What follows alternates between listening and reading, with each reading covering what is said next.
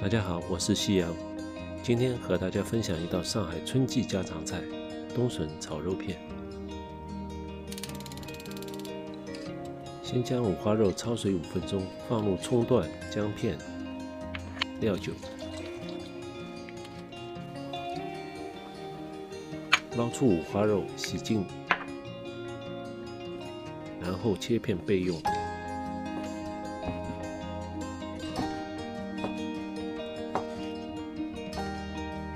把冬笋去皮，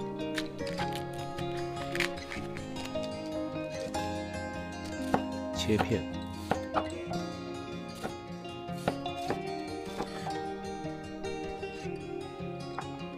再准备一些姜片、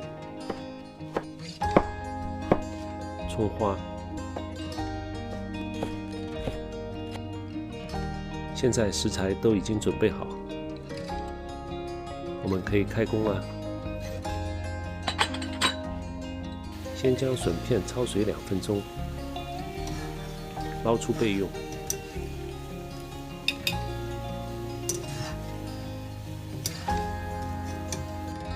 锅中加入食用油，油温4成下肉片，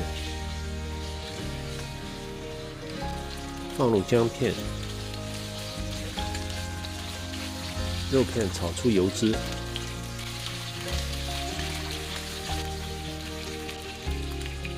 放入料酒，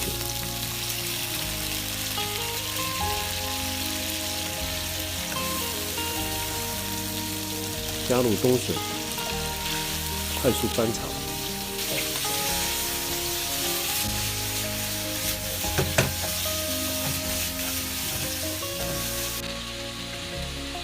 加入2克盐调味，2克糖提鲜。加入荷兰豆配色用，不用多加。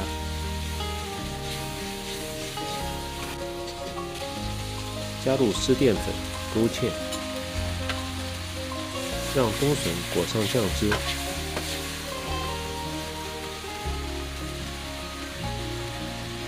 最后淋上明油，翻炒出锅。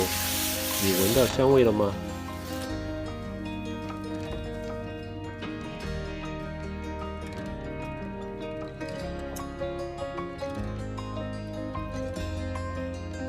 撒上葱花点缀一下，一道简单的家常菜——冬笋炒肉片就做好了。喜欢的朋友请加订阅。